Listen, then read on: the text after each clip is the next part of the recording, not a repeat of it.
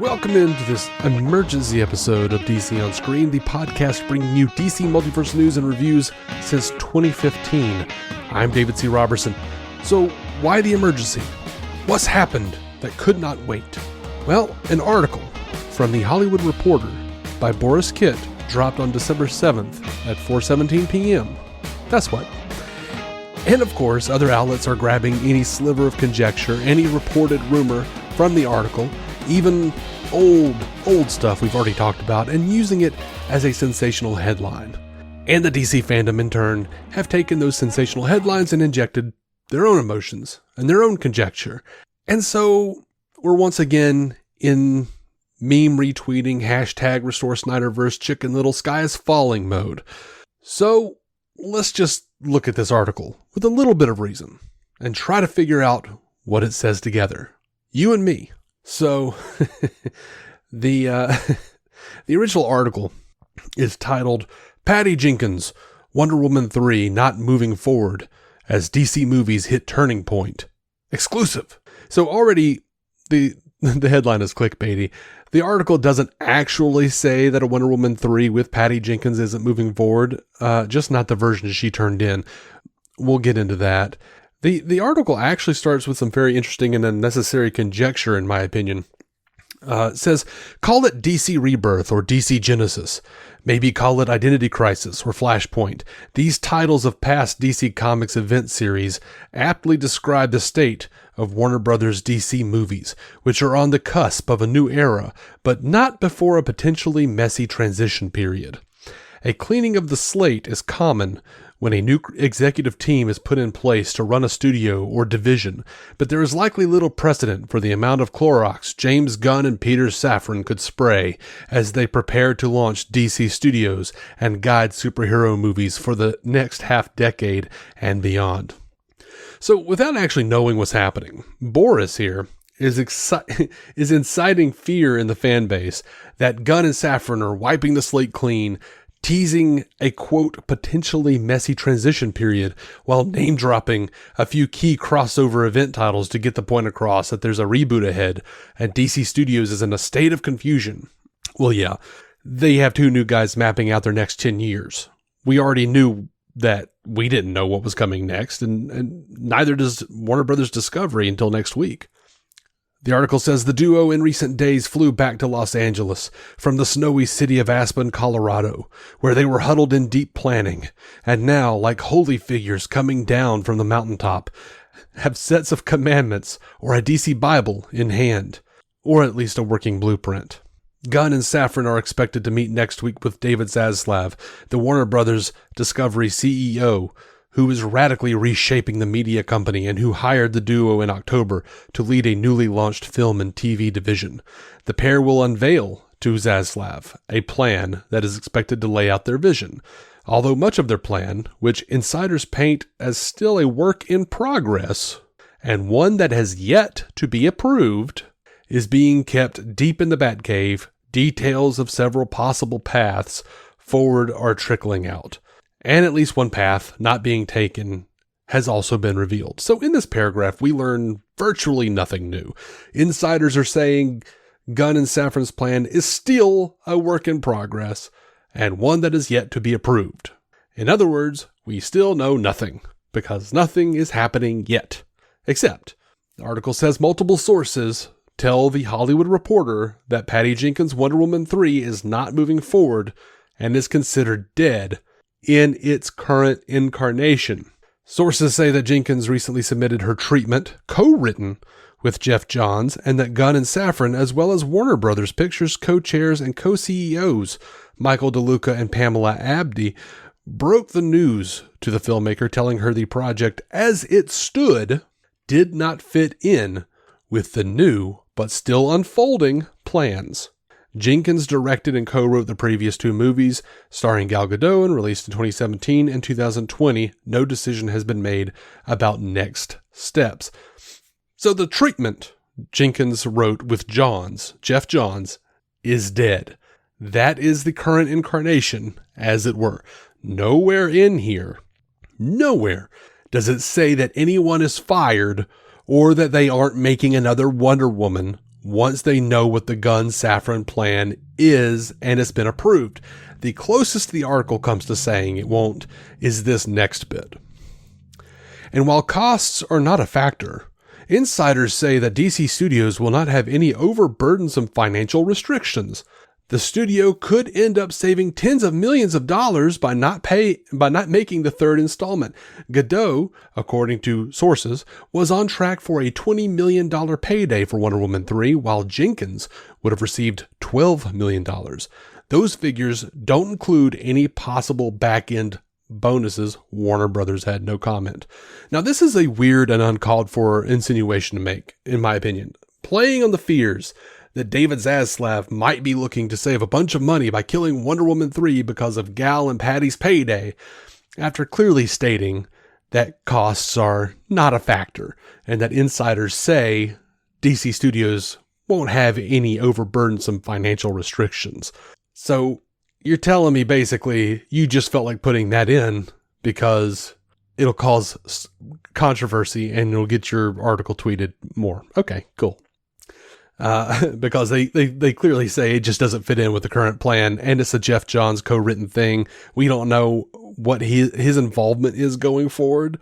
They've been pretty mum on that, so I don't know. But anyway, this version, this incarnation is not up to par with what they're doing going forward. The article continues. It is unclear how any future Wonder Woman movie and Godot's portrayal of the hero would fit into the new DC plan. In a bit of head-scratching timing, Godot tweeted out of the blue, "A thank you to fans on Tuesday, saying she was grateful to be allowed to play the heroine and role model, adding, 'Can't wait to share her next chapter with you.' It was unclear whether or not the actress knew the project was being toe-tagged." Well, the project is not toe-tagged, first of all.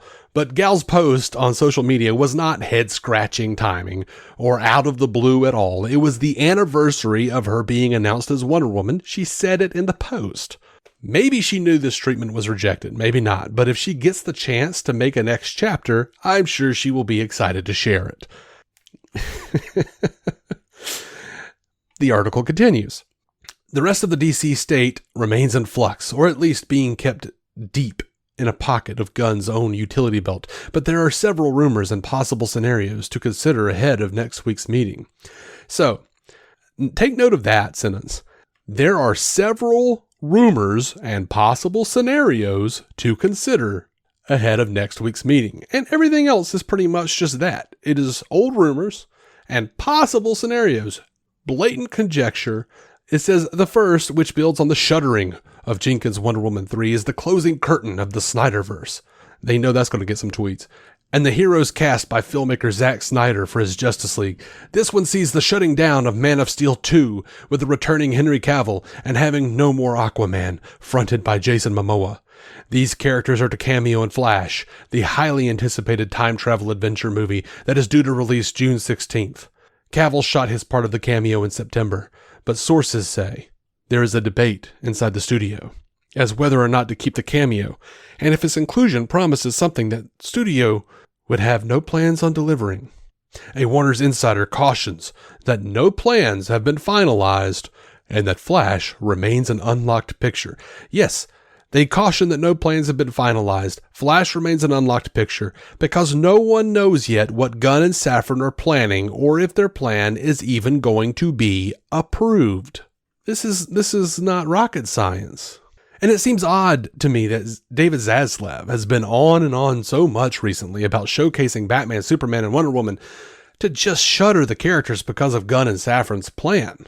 They could easily pop in with this plan, and if it doesn't include them, Zaslav is like, bullshit, go back to the drawing board, we need those characters. The article continues. The Cavill situation is that was a weird typo on their part. The Cavill situation is more than a little thorny, as the actor made a cameo in Black Adam, the DC-centric movie released in October.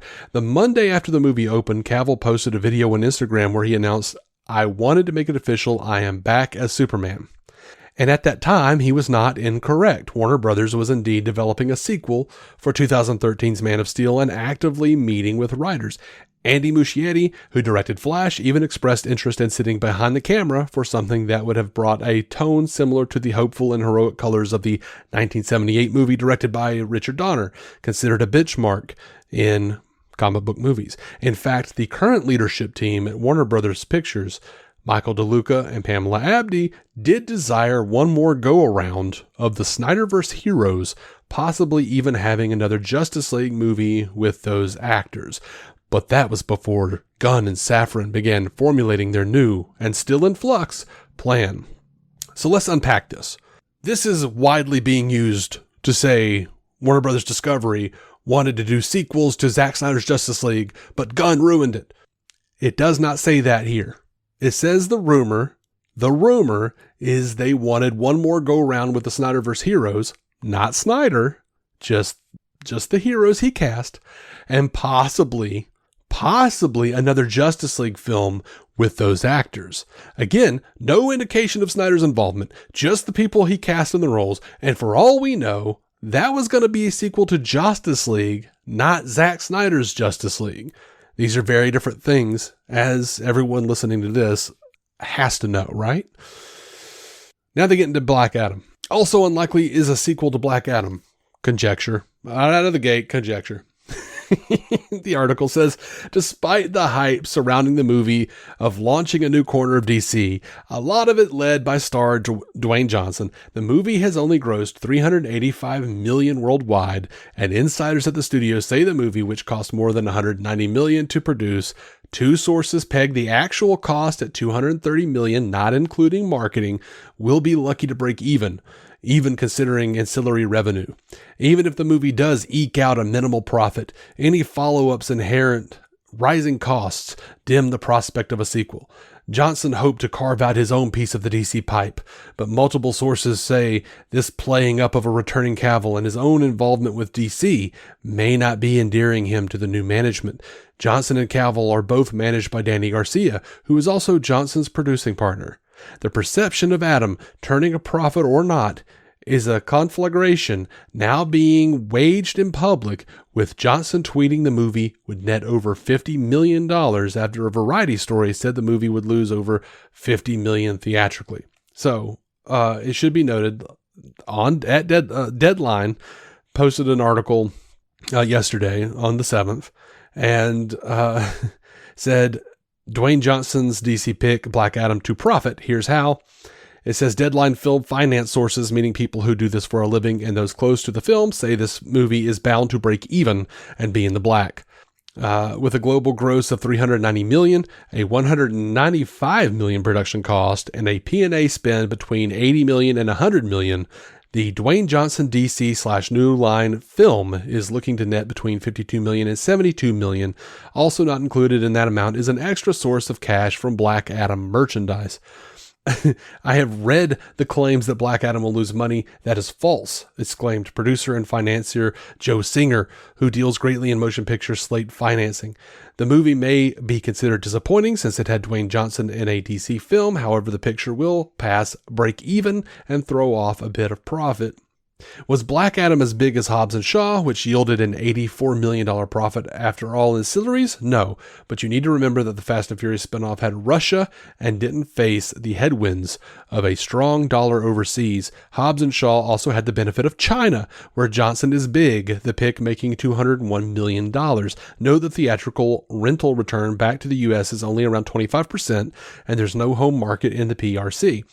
China has sidelined several U.S. blockbuster titles in the wake of COVID. These factors couldn't have been forecast when Black Adam was greenlit. And that article does go deeper into The Rock's deal and several other factors.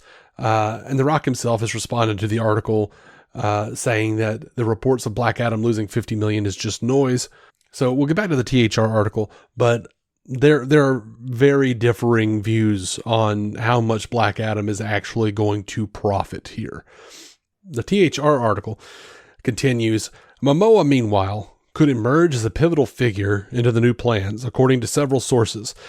In one scenario, the actor would wrap up his days as underwater hero Arthur Curry with Lost City, due out December 25th, 2023, which would be the final movie released that was made by the previous regime.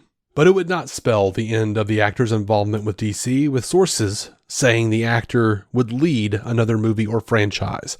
The character of Lobo, a foul-mouthed, cigar-chomping intergalactic bounty hunter, has been mentioned in connection with Momoa.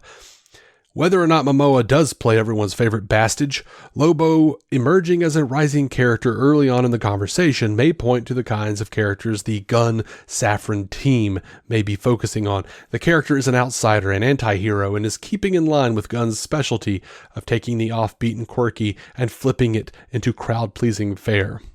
So let me just say here, it's been heavily hinted that Jason Momoa could be playing Lobo in some form. That does not mean we would never see him as Aquaman again. We've already been talking about those rumors on this cast. The fact is, we just don't know what's happening. They could augment him with CGI. It could be an animated feature, because honestly, I don't see a Lobo movie making money. Not in live action anyway, but that's just my opinion. There are so many different things they could do, and we don't know that he's not coming back as Aquaman. This is all conjecture. These are all rumors. This Boris Kit now is just lobbing into this article, which continues. Part of the plan could entail a truly fresh start and having no baggage from any previous regimes as they set about resetting how DC movies and shows are made. That, however, does not take into account the possible success of movies such as Shazam! Fury of the Gods, March 17th, 2023, on which Safran is a producer, and Blue Beetle, August 18th, 2023. Would that plan include forging ahead without the actors who inhabit those characters and recast them, even if those movies prove to be box office hits? No, I say. If those movies are hits, they are very unlikely to recast those characters. That doesn't make any sense. That is a ridiculous paragraph. And also, if they're completely resetting everything, what are we doing with Peacemaker Season 2?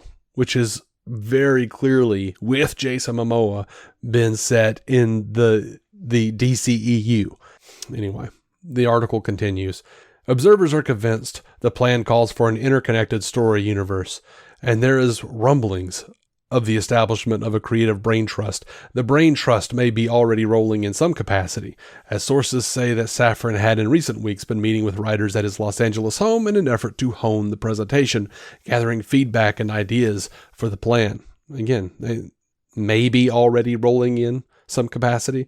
He had some writers come over to his house to help him hone the presentation. That doesn't sound like a brain trust to me. That just sounds like a bunch of his friends coming over and helping him make the presentation more presentable, as it were. One part that the Gunn Safran agenda seems likely not to touch, at least for now, is the Matt Reeves Batman universe, in which Robert Pattinson dons the cowl of the Caped Crusader. Reeves is writing the sequel to the Batman, which opened in March on March 4th. God, this article's full of typos. The filmmaker is also overseeing the launch of 2 Batman series that spin out of his movie, including The Penguin. Yeah, so, okay. That's the end of the article.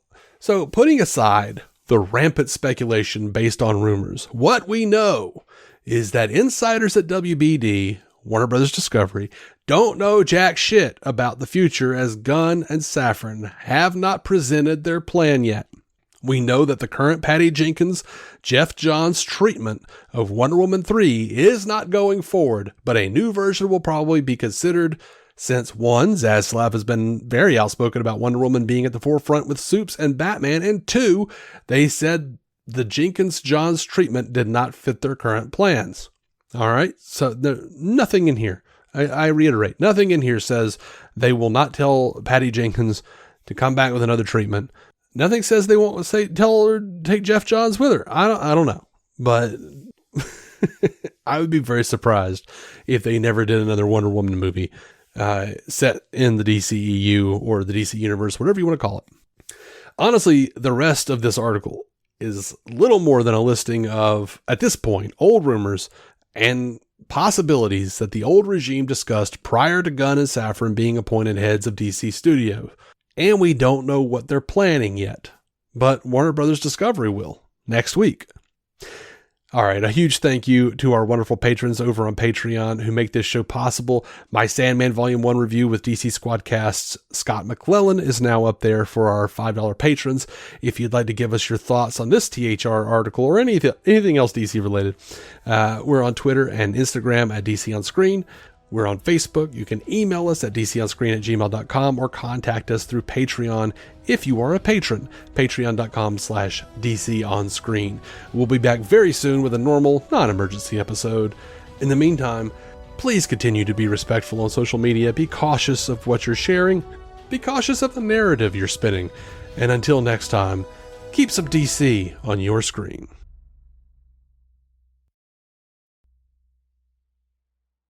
Our intro music is by Jason Goss and Michael Shackelford.